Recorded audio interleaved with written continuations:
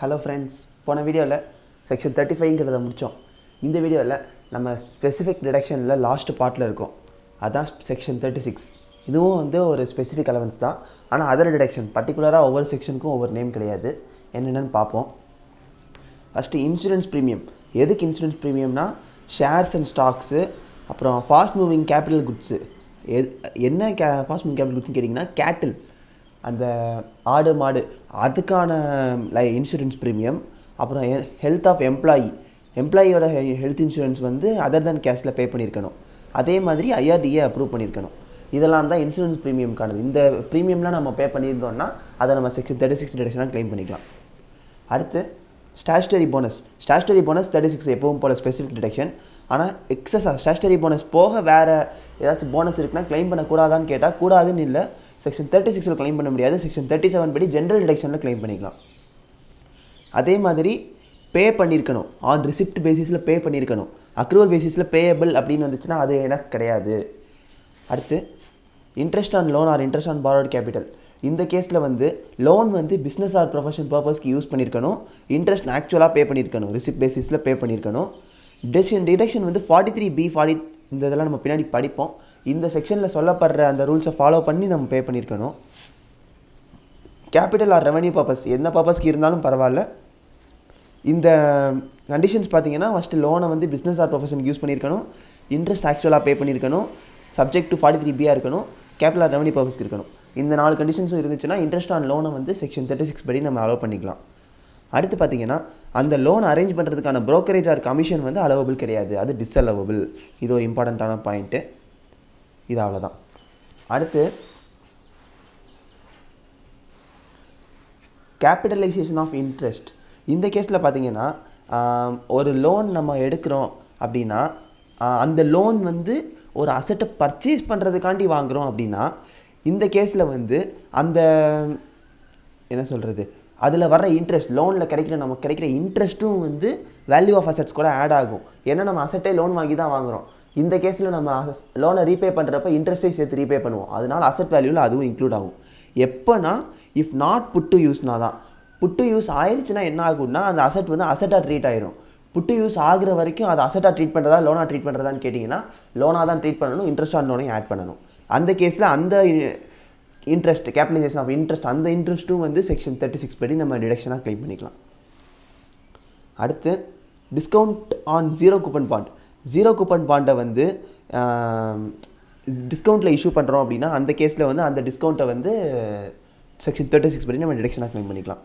அடுத்து RPF, recognised provident fund, ESI, employee state insurance, approved gratuity, approved superannuation fund.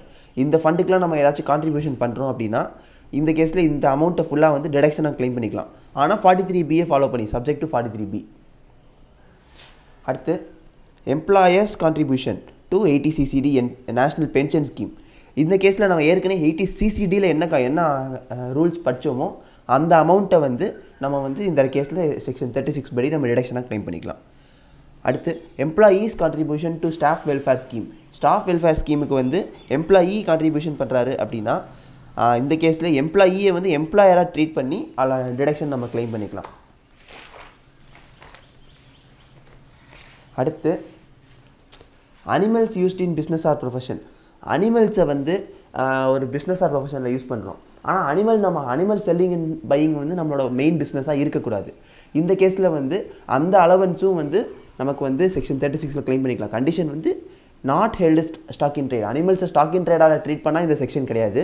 ஜென்ரலாக அனிமல்ஸை நம்ம ஒரு பிஸ்னஸில் யூஸ் பண்ணுறோன்னா அது செத்துருச்சுன்னா ஒரிஜினல் காஸ்ட்லேருந்து அந்த செத்ததுக்கப்புறம் அதோட பணத்தை நம்ம விற்கிறதுக்கு ஏதாச்சும் நமக்கு ருபீஸ் கிடைக்கிதுன்னா அதை கழிச்சிட்டு மிச்சம் இருக்கிறத வந்து நம்ம டிடக்ஷனாக க்ளைம் பண்ணிக்கலாம். அடுத்து bad debts written off. Bad debts written off பார்த்தீங்கன்னா கண்டிஷன்ஸ் இருக்குது. அது கண்டிப்பாக உண்மையாகவே டெப்ட் இருக்கணும். டெப்ட்டு பிஸ்னஸ் ஆர் ப்ரொஃபஷனால் அரைஸ் ஆகிருக்கணும். அந்த டெப்ட்டை அக்கௌண்ட்டில் நம்ம கொண்டு வந்திருக்கணும். டெப்ட்டை ரைட் ஆஃப் பண்ணியிருக்கணும். இந்த 4 கண்டிஷனுமே சாட்டிஸ்ஃபை ஆச்சுன்னா பேட் டெப்ஸ் ரிட்டன் ஆஃபை வந்து நம்ம செக்ஷன் 36 டிடக்ஷனாக க்ளைம் பண்ணிக்கலாம். அடுத்து ப்ரொவிஷன் ஃபார் பேட் டெப்ஸை நம்ம க்ளைம் பண்ண முடியாது. ஒன்லி பேட் டெப்ஸை மட்டும் தான் க்ளைம் பண்ண முடியும்.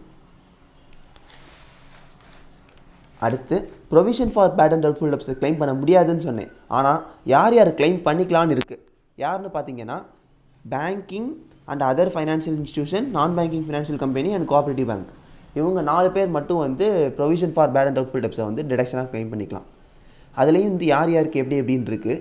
ஷெட்யூல்டு பேங்காக இருந்தால் ஒன்று, நான் ஷெட்யூல்டு கோஆப்ரேட்டிவ் பேங்காக இருந்துச்சுன்னா, அந்த பேங்க் ரூரல் பேங்காக இருந்துச்சுன்னா 10% ஆஃப் ஆவரேஜ் அக்ரிகேட் அட்வான்ஸ் தான் மேக்ஸிமம், அவ்வளோதான் க்ளைம் பண்ண முடியும். மித்தவங்களாக இருந்துச்சுன்னா 8.5% ஆஃப் ஜிடிஐ. இதே ஃபாரின் பேங்காக இருந்துச்சுன்னா 5% of GTI. Public financial institution, state financial corporation இவங்களாக இருந்துச்சுன்னா 5% ஆஃப் ஜிடிஐ. இவங்கள பார்த்தீங்கன்னா இவங்களாம் மட்டும்தான் இந்த provision for bad and doubtful டெப்ஸை க்ளைம் பண்ண முடியும். கண்டிஷன்ஸ் இருக்குது அவங்க க்ளைம் பண்ணுறதுக்கு. என்னென்னு பார்த்தீங்கன்னா, ஃபஸ்ட்டு ஓப்பனிங் ப்ரொவிஷன் இருக்கணும் பேங்க்குக்கு. அதுக்கப்புறம் கரண்ட் இயர் ப்ரொவிஷனும் இருக்கணும். அந்த கரண்ட் இயர் ப்ரொவிஷனில் வந்து பேட் டெப்ஸ் ரிட்டர்ன் ஆஃப் கூட அது அட்ஜஸ்ட் ஆகிருக்கணும். இந்த அட்ஜஸ்ட் ஆயிருந்துச்சுன்னா மட்டும்தான் வந்து அந்த அமௌண்ட்டை வந்து நம்ம டிடக்ஷனாக க்ளைம் பண்ண முடியும். அதே மாதிரி நம்ம கிரியேட் பண்ண ப்ரொவிஷனை விட பேட் டெப்ஸ் அதிகமாக இருந்தால் மட்டும்தான் வந்து நம்ம அதை க்ளைம் பண்ண முடியும். இப்போ ப்ரொவிஷன் வந்து நம்ம 10,000 ருபீஸ்க்கு கிரியேட் பண்ணுறோம். ஆனால் பேட் டெப்ஸ் 20,000 வந்துருச்சுன்னா இப்போ அந்த எக்ஸஸ் 10,000 இருக்கா, அந்த எக்ஸஸ் 10,000 மட்டும்தான் வந்து நம்ம வந்து இந்த செக்ஷன் 36 டிடக்ஷனாக க்ளைம் பண்ண முடியும். அடுத்து transfer to special reserve. Special ரிசர்வுக்கு வந்து நம்ம ட்ரான்ஸ்ஃபர் பண்ணுறத வந்து சில எலிஜிபிள் பிஸ்னஸ்க்கு மட்டும்தான் இந்த ட்ரான்ஸ்ஃபர் டு ஸ்பெஷல் ரிசர்வ்ங்கிற ஒரு டிடக்ஷன் எலிஜிபிள். யாருன்னு பார்த்தீங்கன்னா, long term loan to agriculture development, long term loan to industrial development, infrastructure facility development, housing finance company, இவங்களுக்கு மட்டும்தான் வந்து இந்த ட்ரான்ஸ்ஃபர் டு ஸ்பெஷல் ரிசர்வ் அப்படிங்கிற ஒரு 36 டிடக்ஷன் அலவுடு. இதுலேருந்து நம்ம ஏர்ன் பண்ணுற இன்ட்ரெஸ்ட் ஆர் ப்ராஃபிட்டை வந்து ஸ்பெஷல் ரிசர்வுக்கு ட்ரான்ஸ்ஃபர் பண்ணணும். இந்த பிஸ்னஸ்லேருந்து வர்றதை பண்ணிட்டோன்னா எவ்வளோ அமௌண்ட் டிடக்ஷன் பார்த்தீங்கன்னா, ஆக்சுவல் அமௌண்ட்டு இல்லைன்னா 20% ஆஃப் ப்ராஃபிட் ஃப்ரம் எலிஜிபிள் ஆக்டிவிட்டிலேருந்து 20% ஆஃப் ப்ராஃபிட்டு, இல்லைன்னா difference of 200% of share capital and free reserve. So இப்போ share capital and free reserve சேர்த்து ஒரு 10 லட்சம்னா அதில் 200% minus accumulated balance of free ரிசர்வை கழிச்சா வர்றது. இந்த 3ல் எது லோயரோ அதை வந்து நம்ம டிடக்ஷனாக க்ளைம் பண்ணிக்கலாம். அதே மாதிரி இப்போ நம்ம அந்த ரிசர்வுக்கு அனுப்பிட்டோம், திரும்ப அந்த ரிசர்வ்லேருந்து ஏதாச்சும் நம்ம வித்ட்ரா பண்ணோம் அப்படின்னா அந்த கேஸில் வந்து அந்த அமௌண்ட் வந்து டீம்டு ப்ராஃபிட்னு ட்ரீட் ஆகி அந்த டீம்டு ப்ராஃபிட்டுக்கும் சேர்த்து நம்ம இன்கம் டேக்ஸ் கட்டணும். இதுதான் அடுத்த பாயிண்ட்டு. அடுத்த எக்ஸ்பென்ஸ் என்னென்னு பார்த்தீங்கன்னா, family planning expenditure among its எம்ப்ளாயீஸ்க்கு ஃபேமிலி பிளானிங் எக்ஸ்பெண்டிச்சர் கொடுக்குறாங்க கம்பெனிலேருந்து. அப்படின்னு பார்த்தீங்கன்னா, ரெவன்யூ ஃபேமிலி பிளானிங் எக்ஸ்பெண்டிச்சராக இருந்துச்சுன்னா எந்த வருஷம் கொடுக்குறாங்களோ அந்த வருஷமே 100% க்ளைம் பண்ணிக்கலாம். கேபிட்டல் ஃபேமிலி பிளானிங் எக்ஸ்பெண்டிச்சராக இருந்துச்சுன்னா 100% க்ளைம் பண்ண முடியாது. 5 ஈக்குவல் இன்ஸ்டால்மெண்ட்டில் எவ்வளோ கொடுத்தாலும் அது 5 ஈக்குவல் இன்ஸ்டால்மெண்ட்டில் 5 வருஷத்துக்கு பிரித்து க்ளைம் பண்ணிக்கணும். இதுதான் வந்து ஃபேமிலி பிளானிங் எக்ஸ்பெண்டிச்சர். அடுத்து சப்போஸ் ப்ராஃபிட்ஸ் இல்லை அப்படின்னா ஃபேமிலி பிளானிங் எக்ஸ்பெண்டிச்சர் வந்து க்ளைம் பண்ண முடியாது. ஏன்னா ப்ராஃபிட்ஸே இல்லை அப்படிங்கும்போது எக்ஸ்பென்ஸ் க்ளைம் பண்ண முடியாது. அந்த கேஸில் அன்அப்சர்வ் டெப்ரிசியேஷனுக்கு என்ன ரூல் பார்த்தோம், டெப்ரிசியேஷன் வந்து ப்ராஃபிட்டை தாண்டிடுச்சுன்னா அதை நம்ம நெக்ஸ்ட் இயர் கேரி ஃபார்வர்ட் பண்ணிக்கலாம்னு பார்த்தோம். அதே கான்செப்ட் தான் இந்த கேஸ்லேயும். அது இதுக்கு பேர் வந்து அன்அப்சர்வ்டு ஃபேமிலி பிளானிங் எக்ஸ்பெண்டிச்சர் அப்படின்னு சொல்லிடலாம். அந்த மாதிரி ட்ரீட் பண்ணி நெக்ஸ்ட் இயரில் அதை வந்து கேரி ஃபார்வர்ட் பண்ணிக்கலாம். That's all friends. இதுதான் செக்ஷன் 36ல் ரொம்ப இம்பார்ட்டண்ட்டான பாயிண்ட். ஏதாச்சும் டவுட்ஸ் இருக்குன்னா கமெண்ட் செக்ஷனில் கேளுங்க. மறக்காமல் சேனலை சப்ஸ்கிரைப் பண்ணிடுங்க. Thank you friends.